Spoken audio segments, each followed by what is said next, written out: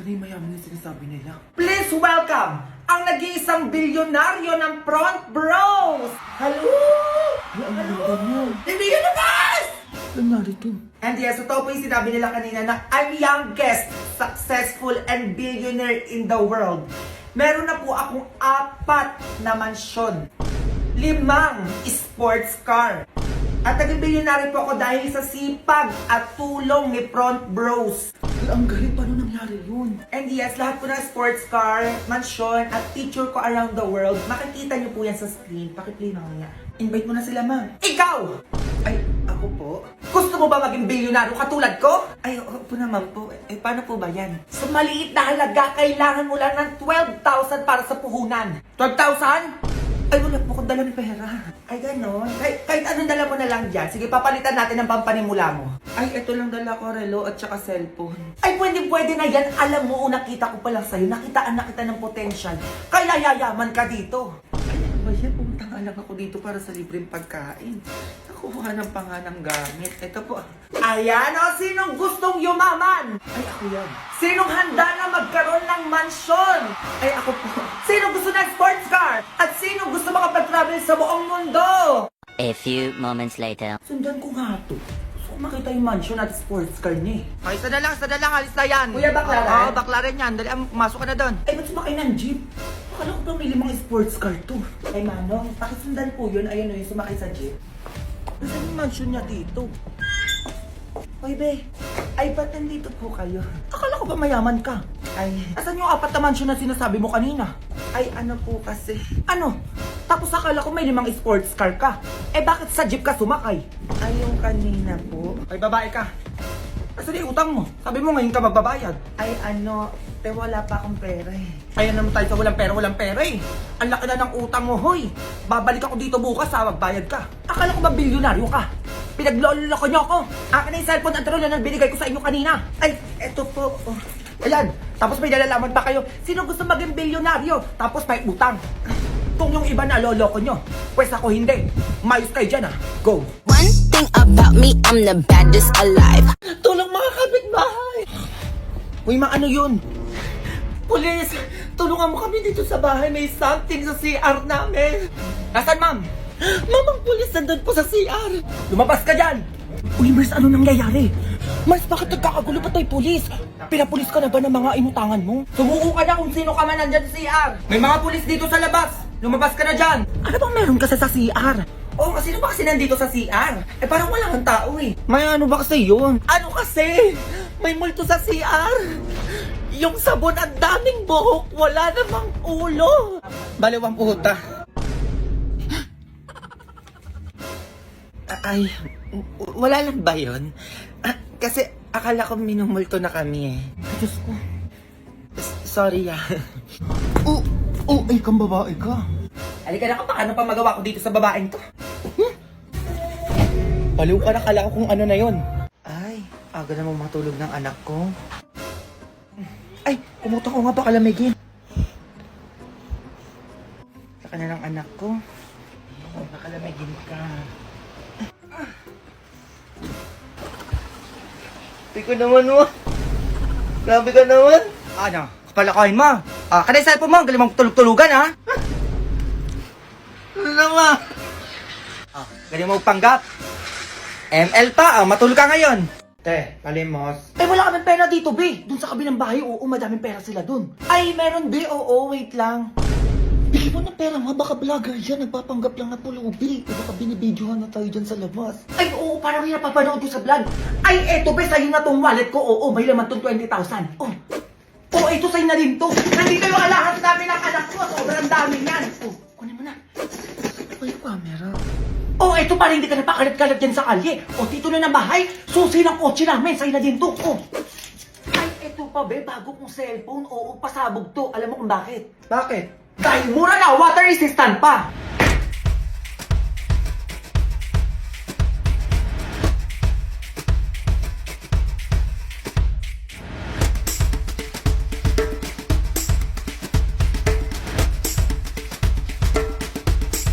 O, mantika ka sa akin.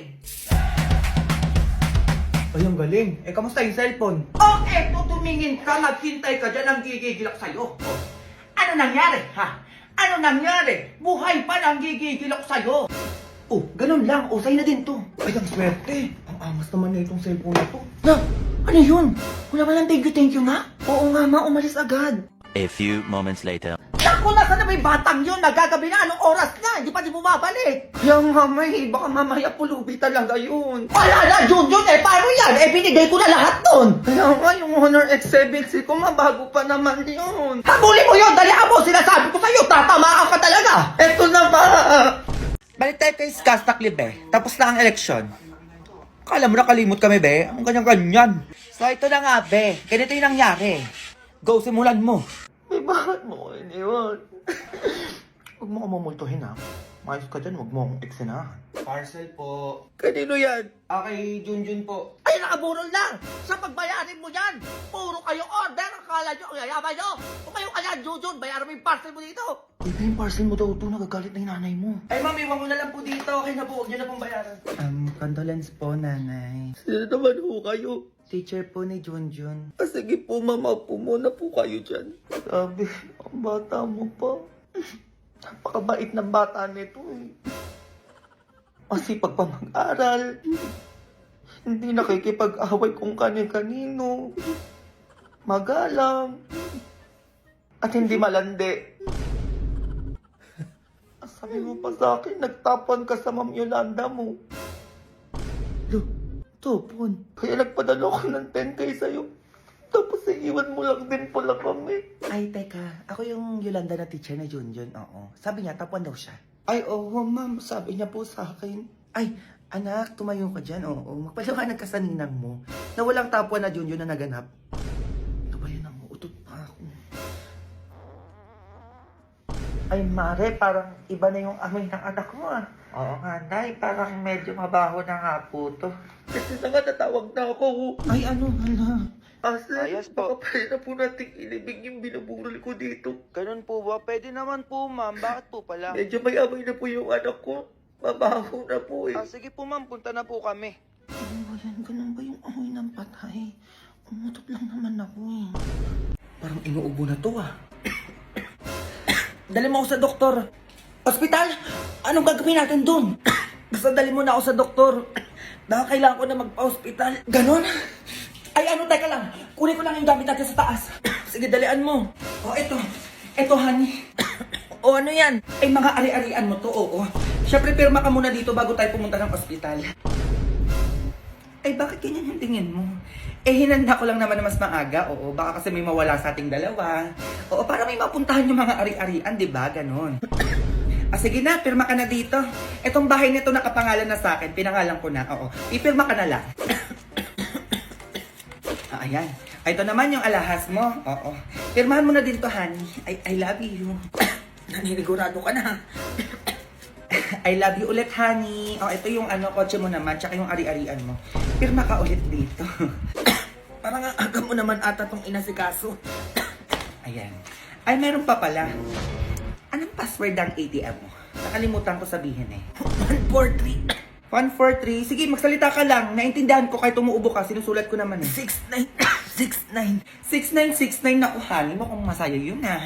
Ay, magkano pala yung laman ng ATM mo? Oo, para masulat ko din dito. 10 billion laman nun. 10 billion? Ay, naku honey, teka lang. Kailangan kitang videohan. Bakit bibidyohan mo pa ako?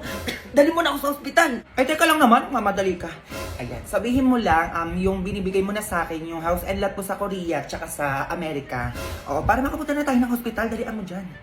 Yung lupain ko sa Korea at sa Amerika, ililipat ko na sa pangalan ni Mima. Sa kanya ko na ibibigay yun. Kulang. Sabihin mo ipapamana. Dalian mo na ka-video ko. Ay, nagdidesisyon agad to. Oh, ipapamana ko daw yun lahat sa kanya. Sabi niya eh. Ay, ayan, malinaw. Okay na. Ayan, in case lang, kasi diba, ipupunta na kita sa, hospital. Eh, baka kasi hindi natin alam ang mangyari. Diba, naninigurado lang ako. Go. Working on a Grammy, meanwhile, pussy poppin' with your man in Miami. Yun, may napanood ako dito sa Facebook kung batang hindi nagsisinungaling. Ano na naman yan, ma? O, napakabait na bata, tumutulong pa sa magulang nila, oh. Huwag ka na magsinungaling sa akin, anak, please lang. Palagi ka may merienda sa akin. Merienda? O sige, ma. Promise, hindi na ako magsisinungaling. Mars, o bakit? May ayuda tayo mamaya. I-interviewin tayo, oo. Andiyan na sa kabilang bahay, oh. Next ka na. Ay, Diyos ko, Lord, may pa-ayuda na ulit si Mayor. Magkano daw? Malaki-laki. 8,000. 8,000? Ay, ayun na sila, oh. Anak, magpanggap ka na madungis. Dali, amoy, labas mo yung sipon mo. Labas. Hello. Hello po. Tatanong lang ako sa inyo, ha? May nagtatrabaho ba dito? Ah, wala po, ma'am. Mahirap lang po kami. Ilang taon na po kayo? At senior na po ako. Ang senior, ma? 40 ka pa lang. Ano po laging ulam niyo dito? Ah, itlog lang po lagi yung ulam namin, ma'am. Opo, itlog. Tapos may kasamang pritong manok. Ilan po anak niyo dito, ma'am? Ah, 10, ma'am. Opo, lahat po yung pinapakain ko. Ay, wag po kayo maniwala kay mama. Opo, isa lang po akong anak niya. Aray, wag mo kong kurutin, ma. Ano ba talaga? Medyo magulo kayo dito, ha? O, pinaka-last question. Ipapadala ba sa inyo dito? Ay, wala pong ganyan, opo. Wala po nagpapadalang pera dito po sa amin. Anong wala, ma? Meron po. O, yung papa ko po nagpapadala po siya monthly, 40,000. Ayun. O, style mo, bulok. Ay, yaman nyo na dito, ganyan-ganyan ka pa. Wala to dito mabibigyan. O, next buy tayo. Ah, ma'am, teka lang naman. Bigyan nyo ko ayuda. Ito kasi bata ka ka. O, sana ba yung hanger ko? Sabi mo, mawag na ako magsinungaling eh. Halika dito, bata. Sige, ma. Hoy, hindi ako papayag na wala akong Jollibee ngayong gabi. Nanggigil ako sa inyo. Pak! Aura! Magbibigay ng Jollibee for today's video! Go! Yung galante ibigay mo TikTok para 6-piece chicken. Mo kayo. Ay! Hoy! Anong ganyan-ganyan, Ivan? 6-piece chicken, ganyan nanggigil ako sa'yo. Hoy! Yung spaghetti naman! Tapos may mga burger, ganon. Ay! Sir Wilbert, grabe ka naman. Sinasabi ko sa'yo. Oh, spaghetti. Anong ganyan-ganyan ka dyan? Go. Tapos gusto ko naman yung mga madaming Ay! Madami notes! Bakit ganon? Sir Wilbert, tas madami notes. Tapos susunod dyan si Popo. Go! Uy, Jollibee dyan. Madami notes. Parang ubo ka dyan. Nagigil ako sa'yo. Go. O, Coke float na lang. Sinasabi ko sa inyo. Ay, si Ara ulit. Mo naman! Parang ubo kayo. Oh, Coke float, para kompleto. Oh, Silka, magpadala ka. Umo ka dyan, pati sabon. Ay, go. Coke float na lang, para kompleto na yung food natin ngayong gabi. Sinasabi ko sa inyo. Ay, Ate Camille, ano ba yan? Grabe naman kayo, dalian nyo na magpadala na kayo. Last na lang, ano ba? Ay, si Ate B. Cortez. Ate B, bakit ganyan-ganyan ka sinasabi ko sa'yo? Magpapadala ka ng Jollibee. Bubo ka dyan. Go. Tignan mo to. Magba-Valentine's na. No. Nagtataka ka ngayon kung bakit single ka pa din. Lumandi ka kasi. Hindi may magchat-chat sa'yo. Babarahin mo lang, pagtitripan mo lang. Hindi ganun. Galaw-galaw din. Hoy, tumatanda ka na. Yung mga kabatchmate mo, may asawa at anak na. Ikaw nandyan pa din. Humabol ka na. May ilang araw pa naman. Go. Okay, sige, babayaran ko na ngayon. Hintayin ko na lang dumating, ha? Maalis na ako. Ay, manahimik ka. Walang lalabas. Ano naman yan? Masabi mo kanina pwede. Ay, hindi. Eh, nagbago na yung isip ko, eh. Bago account ni Mars.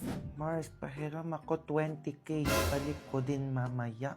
A few moments later. Saan na yung in-order ko? Tagal naman nun. Mars, ano na? Yung utang mo. Oo, akala ko babayaran mo din ngayon. Uy, anong inutang? Wala akong inutang sa'yo. Hoy, anong wala? Ayan, no? Chat mo sa bago mong account. O, hindi ako yan. Tigilan mo ako. Ganitong hindi sumasagot yung kausap ko, ha? Ma, may poster ka ng umutang kung kani-kanino. Ay, nako! Baka ayan yung napahiram mo, ha? Ay, blinak ako! Patay tayo dyan! Ako din, blinak ako ng pinagbilan ko sa online. Pinayaran ko pa naman yun. Magkano sinend mo, ma? 15,000! Na, sa'yo po, 20K! At dahil dyan, mag-G-Insure Express Send Scam Insurance ka na. Pag magsasend ka sa GCash, 30 pesos lang, be. At magpo-provide ka sa G-Insure Express Send Scam Insurance ng 30 days of coverage for all Express Send transactions up to 15,000 pesos para may scam protection ka at hindi masayang yung pera na pinaghirapan mo. Kung pinindot ko lang pala yun, di sana protected yung sinend kung 20K sa GCash. Ako din, Mars. Sayang yung 15,000 ko. O ngayon, alam nyo na, kailangan doble ingat tayo ngayon sa mga scam na yung mga paganyan-ganyan. Minsan pa nga nagpapanggap na pamilya mo. Fake sellers. Minsan ang sketchy ng message o di kaya ng offers, di ba? Yung pera ko. Ako na. Kung ayaw mo mangyari sa'yo yun, o alam mo na, maging iskampante ka sa bawat padala mo with G-Insure Express Send Scam Insurance. Go!